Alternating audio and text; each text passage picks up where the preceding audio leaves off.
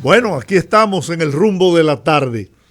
Ayer tratamos intensamente con nuestro querido amigo, prestigioso abogado Carlos Salcedo, el tema de la situación de la variación de medida de coerción a Juan Alexis Medina. Él es el jefe de su defensa, su consejo de defensa. Jefe del Consejo de Defensa. Y al igual también a Rosa, que le fue cambiada la medida, y otra persona que el nombre no... Fernando Rosa y un apellido Santana. Santana. Bueno, entonces mucha gente se quejó de que por qué nosotros solamente dejamos oír la campana de la defensa de Juan Alexis Medina. Y estamos tratando de ver si logramos la opinión de otro sector para que haya un equilibrio, que es lo que caracteriza a este programa, la pluralidad, el respeto, porque si escucharon la entrevista con Carlos Salcedo, tienen que concluir, como lo hemos hecho nosotros, de que este es un señor profesional con un alto nivel y de mucho respeto en sus opiniones.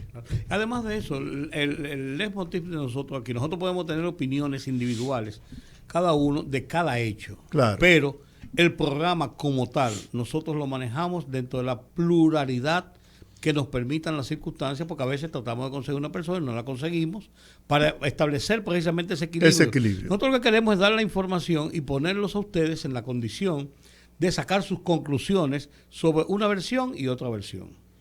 Bueno, pues... ahí está la otra versión ahora. Vamos a tratar, estamos tratando de hacer contacto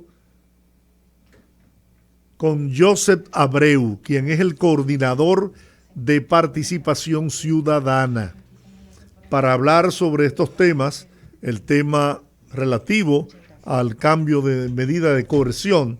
Bueno, ya lo tenemos. Y agradecidos de verdad del señor Joseph Abreu, quien es coordinador de participación ciudadana, por permitirnos hablar con él y que el pueblo dominicano, a través de este programa, pueda edificarse y escuchar otra versión sobre, primero, el tema de la variación de la medida de coerción a Alexis Medina, Juan Alexis Medina, a Fernando Rosa y otra persona, apellido Santana. Buenas tardes. Muy buenas tardes, ¿cómo están todos en cabina? Muchísimas gracias. Muy bien, agradecidos nosotros de que tengas la gentileza, ¿no?, de conversar con nuestra audiencia. ¿Cuál es tu visión sobre este episodio? Bien, respecto a la variación de la medida de coerción, nosotros lo entendíamos como previsible, considerando que ya los imputados tenían una prisión preventiva de aproximadamente 21 meses, superando los 18 meses que se entienden como plazo máximo para una prisión preventiva y para ya el inicio de lo que es el juicio preliminar y el sometimiento de la acusación de un ministerio público. Siempre se ha previsto y se ha entendido que nosotros, como un Estado que garantiza o que pretende ser, según su mandamiento constitucional, un Estado democrático, social de derechos, debe prevalecer el principio de la presunción de inocencia, y sabemos que la prisión preventiva es una medida excepcional dentro de 7 medidas, y sin embargo ha sido la que más se ha utilizado por muchas razones.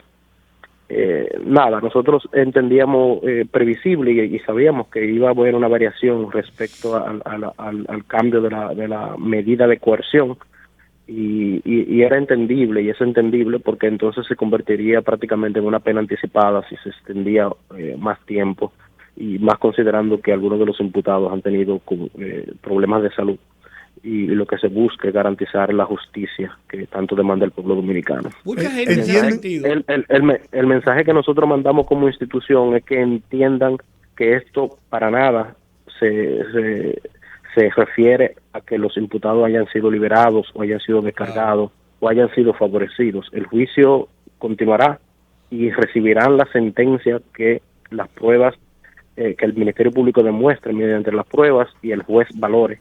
Y esperamos que ante los hechos que se prueben reciba la sentencia que el pueblo merece. Pero eso nada tiene que ver con la medida de coerción que tengan, que ahora mismo fue variada a prisión domiciliaria y garantía económica y fianza en algunos casos. ¿Ustedes piensan que estas nuevas medidas de coerción garantizan la permanencia de estos encartados, de estos acusados, para que tengan que estar presentes en los juicios o en los tribunales de la República? Yo entiendo que sí, que la garantizarían. Bueno, vimos la variación de la medida de coerción, aunque no eran las mismas condiciones ni la misma instrumentación de caso. La variación de la medida de coerción en los casos de Odebrecht, por ejemplo, y no hubo una fuga de los imputados. Y igual aquí el principal motivación para solicitar la medida de coerción fue el torpedeo de los expedientes y el riesgo que representaba para la estructuración del expediente en la fase investigativa que el Ministerio Público alegó, y ya en el juicio preliminar se supone que ya el Ministerio Público concluyó esa fase investigativa y sometió el expediente. Y por lo tanto entendemos que ya los riesgos que se alegaron en su momento tal vez no sean tan materializables ahora que ya el expediente está estructurado y sometido. ¿Cómo interpreta usted una expresión que utilizó el señor Juan Alexis Medina, refiriéndose al magistrado, al procurador Camacho del PETCA? Uh-huh. ¿Usted me permitiría poner ese audio para que lo escuche la ciudadanía? Es muy corto, sí. Es cortito. Sí, claro. Mentira, no bajo la mentira. Y yo le pregunto ahora, hay un adagio en la vida que dice: cuando te toques el látigo, sé cauto. Llegará un momento que tú serás espalda. Oye, cuando te toques el látigo, sé cauto. Tú también vas a hacer segundito, Ministerio Público, segundito. Bien, bueno. Mucha gente ha interpretado esto como una amenaza. ¿Qué opinión le merece a usted?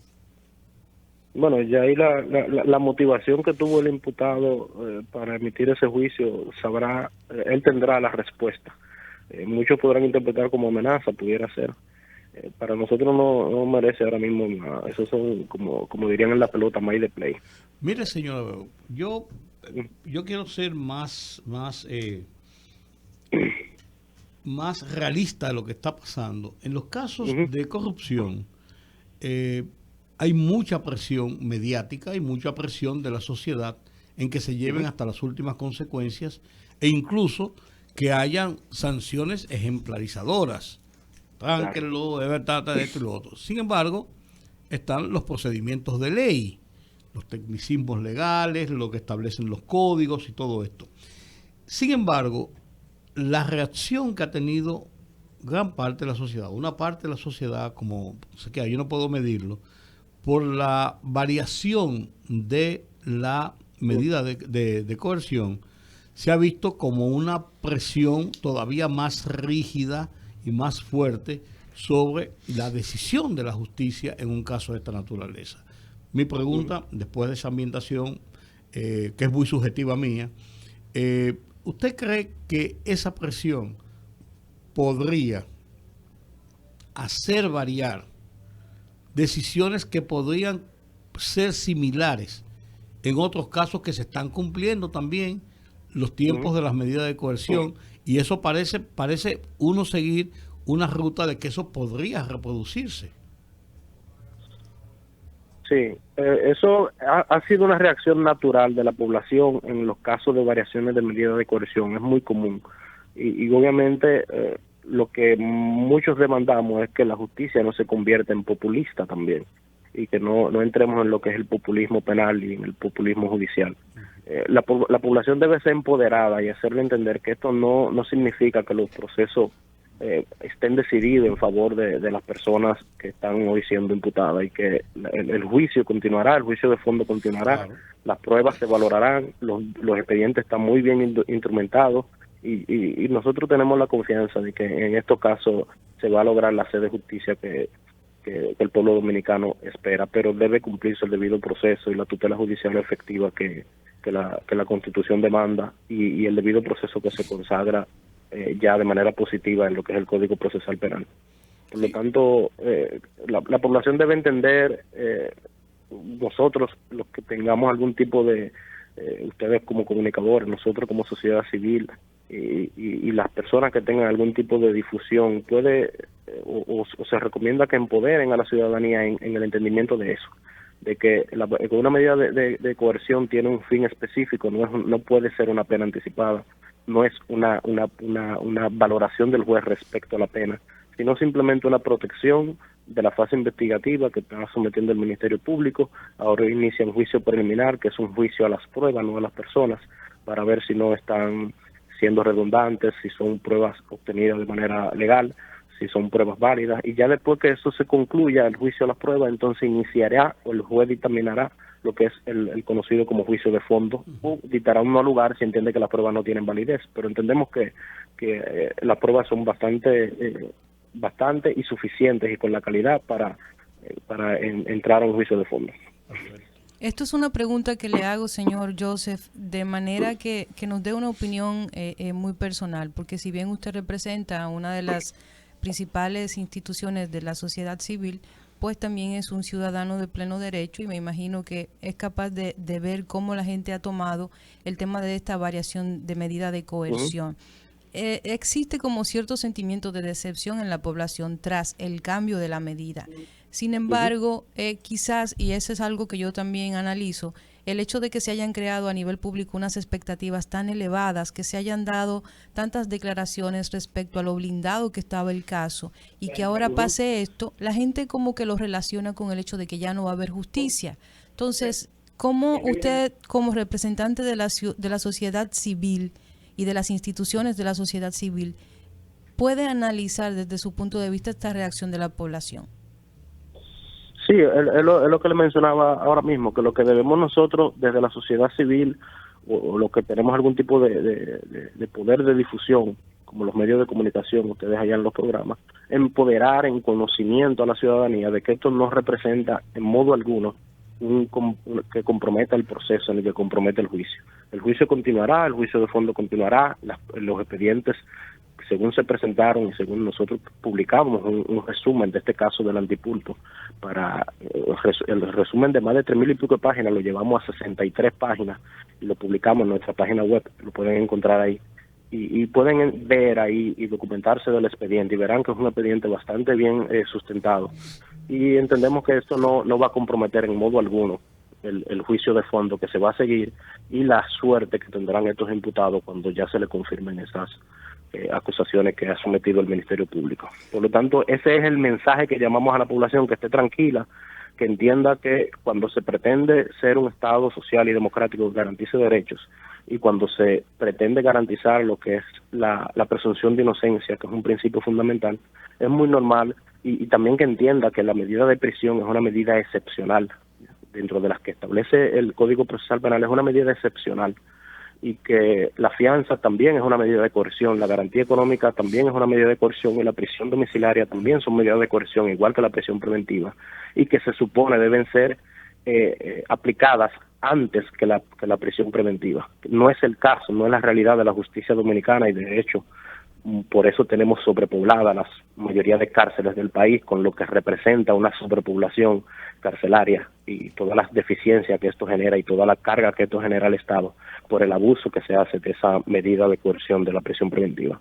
Entonces, eso es lo que debemos, el mensaje que nosotros mandamos, que las personas entiendan que esto en modo alguno representa que comprometa el caso que se esté llevando en contra de los imputados.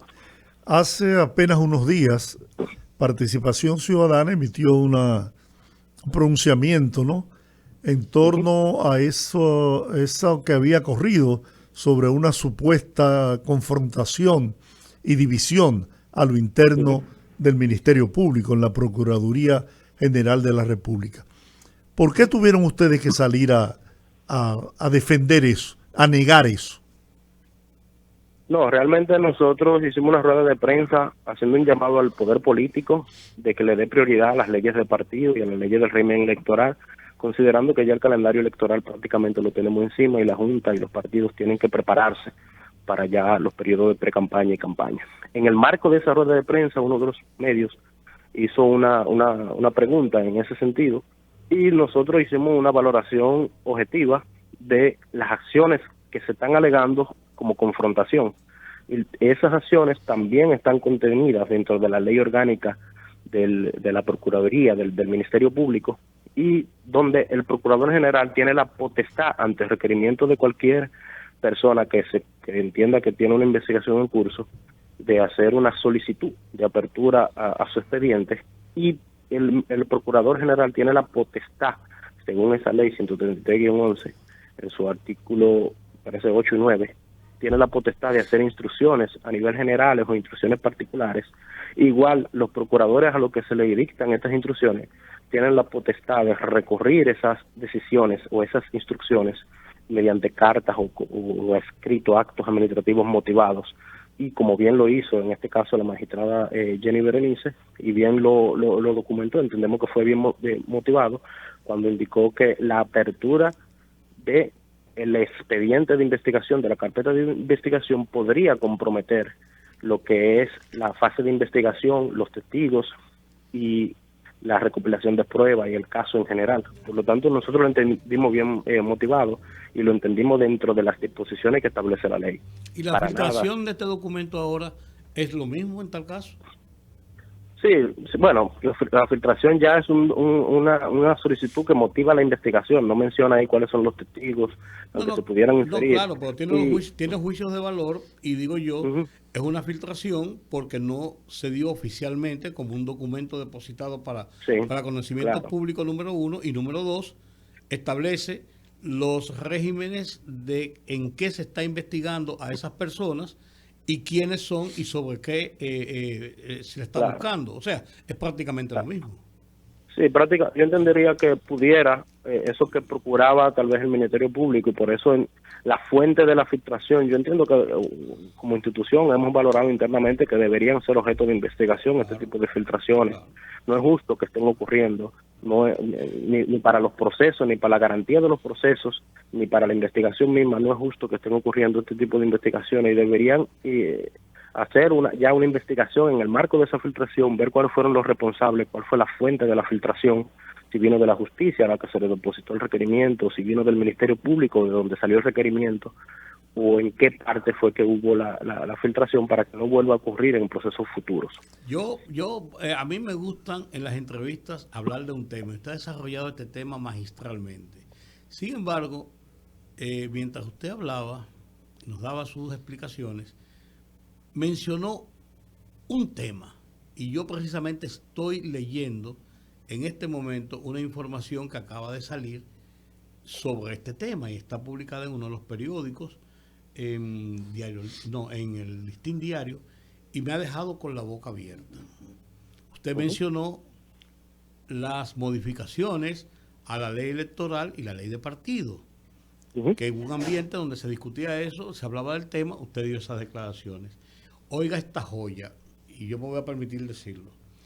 El presidente de la Comisión Especial que estudia la reforma de las leyes del régimen electoral y de partidos políticos, Ricardo de los Santos, manifestó hoy que ante la cantidad de modificaciones a realizarse en ambas iniciativas, la comisión va a proponer la derogación de ambas leyes.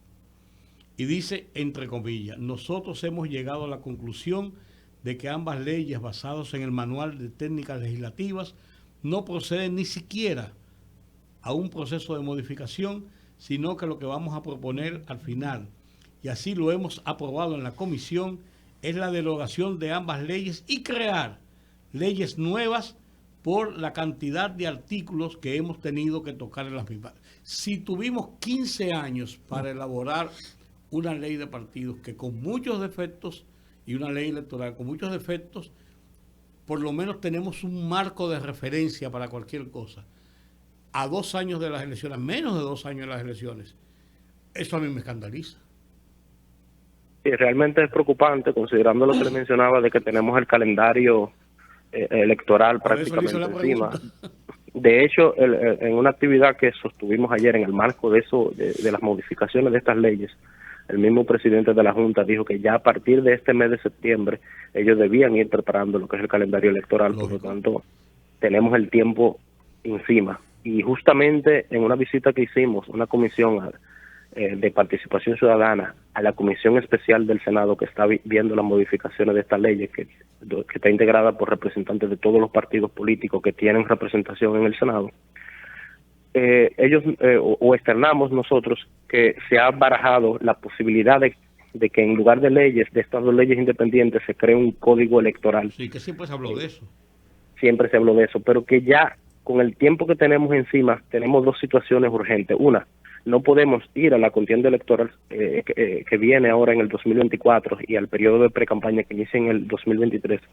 No podemos ir con las leyes electorales actuales porque ya conocemos todas las deficiencias que bien se han visto en las decisiones que ha hecho el Tribunal Constitucional anulando varios de sus artículos y bien vimos en la forma de aplicación las deficiencias que hubo en el intento de aplicación tanto por la Junta Central Electoral como por los partidos políticos en su proceso de organización de las campañas internas y la cantidad de impugnaciones que ocurrieron en el marco de esa ley, de la implementación de esas leyes. Sabemos que con esas leyes no podemos ir a otra contienda electoral. Pero sin leyes sería peor, ¿eh? Obviamente, pero justamente las leyes o los proyectos de leyes que sometió la Junta Central Electoral, nosotros evaluamos y entendemos que subsanan o corrigen la mayoría de los vicios que tenían estas legislaciones o que tienen estas legislaciones actuales, y entendemos que sobre el marco de esos dos proyectos de leyes es que deben trabajar y es que están trabajando estas comisiones. Yo entiendo que cuando el presidente de la comisión se refiere a que derogarán, no que modificarán, se refiere a las leyes actuales que serán derogadas totalmente para ser sustituidas en el marco de estos proyectos de leyes que están siendo sometidos.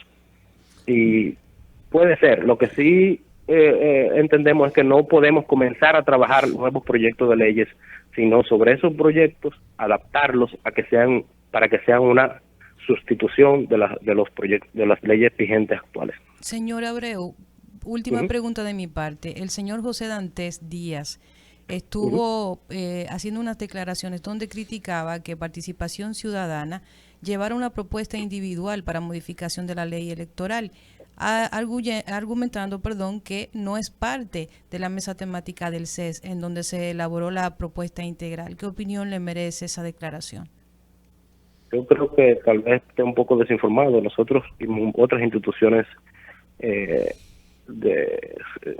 la parte política, no lucrativas, ONG, como es Participación Ciudadana, movimiento cívico no partidista, fuimos parte de las mesas electorales, fuimos parte de la discusión de las mesas electorales. Independientemente de eso, igual hemos hecho nuestras comentarios respecto a la propuesta de la Junta, porque nosotros no hicimos una propuesta de modificación, nosotros planteamos fue un apoyo a la propuesta que sometió la Junta y valoramos cuáles eran dentro de los artículos que planteaba estas modificaciones sometidas por la Junta, cuáles eran a los que nosotros le dedicábamos un mayor interés, puntualizando respecto a lo que es la paridad en la participación de los candidatos entre hombres y mujeres de 50-50 en lugar del modelo que actualmente rige de equidad de 40-60. Hablamos del fortalecimiento del régimen de transparencia y el régimen de transparencia en cuanto al uso de los recursos públicos y el financiamiento de los partidos políticos, el establecimiento de un tope y la transparencia en cuanto a las personas que hacen los aportes a los partidos. Y otro tema que también valoramos fue el régimen de consecuencia y lo que es el Ministerio Público Electoral, que también se fortalece en este proyecto de ley, y sobre todo el régimen sancionatorio que hoy en día genera un vacío legal importante, porque la Junta a veces, las leyes actuales no establecen sanciones penales ni sanciones administrativas suficientes para temas, por ejemplo, la violación de los periodos de precampaña. Las acciones El periodo de precampaña debió iniciar en julio de 2023. Sin embargo, hay actividades con claro matiz proselitista. Lo vimos en las actividades del PRM, lo vimos en actividades del PLD y de la Fuerza del Pueblo, donde claramente eran actividades proselitistas. Sin embargo, la Junta no tenía las herramientas para sancionar esto, más que ser un llamado de atención de corte moral. Y este tipo de cosas deben ser abordadas y regularizadas. Ese aspecto sancionador, el aspecto de la financiamiento y la transparencia en el informe de gastos y los aspectos de paridad son, a nuestro entender, partes fundamentales. Igual otras disposiciones como las decisiones de las violaciones de derechos electorales, quién debe conocerlos, si el Tribunal Superior Administrativo, el Tribunal Constitucional o el Tribunal Superior Electoral, que ha sido un debate importante también. Muy bien. Estos son aspectos que nosotros hemos, cuando sometemos nuestras observaciones, simplemente es en apoyo a esas propuestas, no una propuesta nueva. Y como sociedad, como representantes o como participantes de esta sociedad con interés en el fortalecimiento institucional en ese aspecto, tenemos el derecho también de hacer nuestras observaciones. Muy bien, Joseph. Como lo tiene el PLD y lo tienen los demás partidos, claro que sí, y cualquier otra institución. Muy bien, Joseph Abreu, muchas gracias por esta larga conversación, pero muy fructífera y edificante para nuestra audiencia en todo el país. Bien, siempre a la orden y un placer. Igual para ti. Feliz fin de la noche. Joseph Abreu, coordinador de Participación Ciudadana, estuvo con nosotros en el rumbo de la tarde. Vamos a la pausa y al regreso, que hable la gente.